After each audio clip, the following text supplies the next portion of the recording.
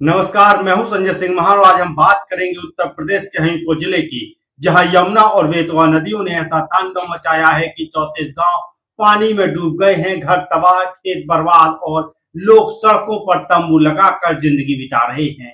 क्या है इस बाढ़ का सच और क्या कर रहा है प्रशासन? चलिए जानते हैं पूरी कहानी। हमीरपुर में हालात बद से बदतर हो चुके हैं। यमुना नदी खतरे के निशान से 3.5 मीटर ऊपर और बेतवा 2.04 मीटर ऊपर बह रही है।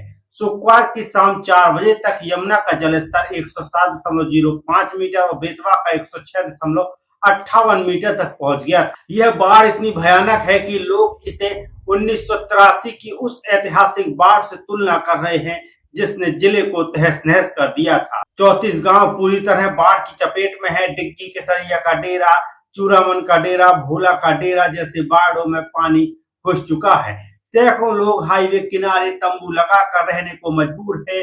सड़कों पर मेला जैसा नजारा लग रहा है, लेकिन ये मेला खुशी का नहीं बल्कि दुख और मजबूरी का है। शिव कुमार कहते हैं, हर साल बाढ़ आती है, हमारा घर खेत सब बर्बाद हो जाता है, सरकार से मदद के नाम पर कुछ नहीं मिलता। वही ममता कहती है, हमारा सब कुछ पानी में बह गया, अब सड़क पर तंबू बना कर रह रहे हैं। लेकिन दोस्तों, इस संकट में जिला प्रशासन भी पूरी तरह से अलर्ट मोड पर है। जिलाधिकारी घनश्याम मीणा ने प्रभावित इलाकों का दौरा किया और लोगों को राहत शिविरों या ऊंचे स्थानों पर जाने की सलाह दी। जिले में 6 बाढ़ राहत केंद्र बनाए गए हैं, जिनमें कुछेछा डिग्री कॉलेज में एक बड़ा शिविर संचालित हो रहा है। प्रशासन ने 219 नावें तैनात की हैं, जिनमें 152 छोटी, 41 मझोली और 26 बड़ी नावें शामिल हैं। इसके अलावा 36 बाढ़ चौकियां बनाई गई हैं, जो नदियों के जलस्तर पर नजर रखी हुई हैं।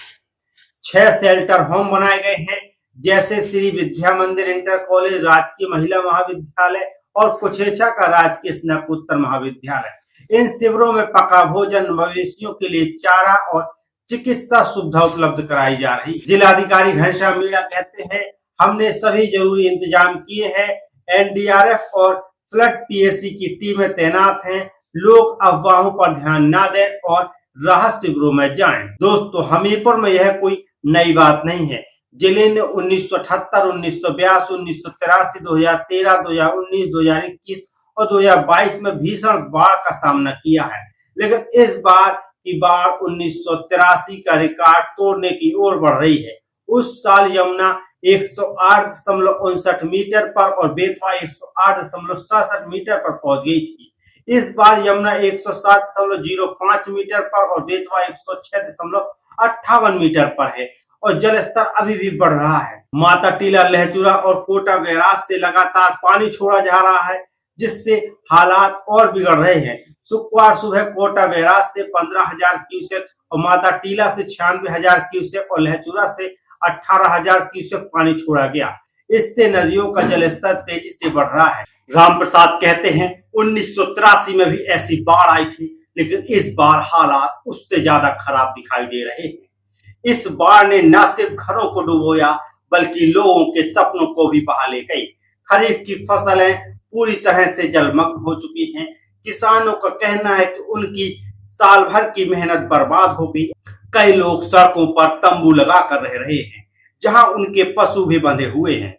स्थानीय निवासियों का कहना है कि राहत के नाम पर उन्हें ऊंट के मुंह में जीरा जैसी मदद मिल रही है। बाढ़ प्रभावित रानी ने बताया, हमारा सब कुछ चला गया, सरकार से कुछ खास मदद नहीं मिल रही, हम सड़क पर खुले आसमान के नीचे रहने को मजबूर हैं। आपने किस तरह राहत दी जाएगी? राहत के लिए पूरी तरह से अपना प्रशासन तन्मयता से लगा हुआ है। लोगों के पास राहत सामग्री पहुंच रही है। लोगों को राहत केंद्रों पर ला करके जहां पर ज़्यादा बाढ़ है वहां के लोगों को यहाँ कुछेछा के डिग्री कॉलेज में स्थापित किया गया है, वहाँ राहत केंद्र बनाया गया है। लोग वहाँ पर इकट्ठे हैं और जहाँ पर भी कुछ लोग रह गए हैं उनको भी व्यवस्था दे करके राहत सामग्री दी जा रही है। और जहाँ भी बीमारियों की स्थितियां आ रही हैं, जलजनित बीमारियों की स्थितियां आ रही हैं, डॉक्टर्स की टीम पहुँच रही है, पशु चिकित्सक पहुँच रहे हैं, पशुओं के लिए चारा पहुँच रहा है। यहाँ पर खाद्यान्न सामग्री वहाँ लंच पैकेट बनवा करके दिए जा रहे हैं और राशन किट भी उन बाढ़ पीड़ितों के दरवाजे दरवाजे तक पहुँचाई जा रही है। यूपी जी का क्या संदेश है और किस तरह से यहाँ काम किया जा रहा है?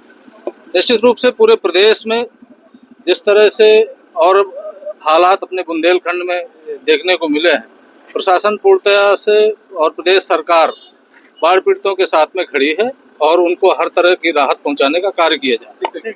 दोस्तों, हालात भले ही मुश्किल हैं, लेकिन प्रशासन और एनडीआरएफ, एसडीआरएफ की टीमें दिन रात काम कर रही हैं। लोगों को सुरक्षित स्थानों पर पहुंचाया जा रहा है और चिकित्सा सुविधा उपलब्ध कराई जा रही है। लेकिन सवाल यह है, क्या यह राहत पर्याप्त है? क्या सरकार बाढ़ प्रभावितों को दोबारा बसाने के लिए कोई ठोस कदम उठाएगी? हमें आपकी राय चाहिए। क्या आपको लगता है कि बाढ़ से निपटने के लिए और बेहतर कदम उठाए जा सकते हैं? कमेंट में अपनी राय दें। दोस्तों, ये थी हमीरपुर में बाढ़ की ताजा स्थिति। अगर आपको यह वीडियो पसंद आया हो, वीडियो को लाइक करें, शेयर करें और अपने दोस्तों तक इसको पहुंचाएं। साथ ही यूट्यूब चैनल को सब्सक्राइब करें। अगर आप ये फेसबुक पेज पर देख रहे हैं तो वहां हमें फॉलो करें। मैं संजय सिंह महान फिर मिलूंगा आपसे एक और नई खबर के साथ।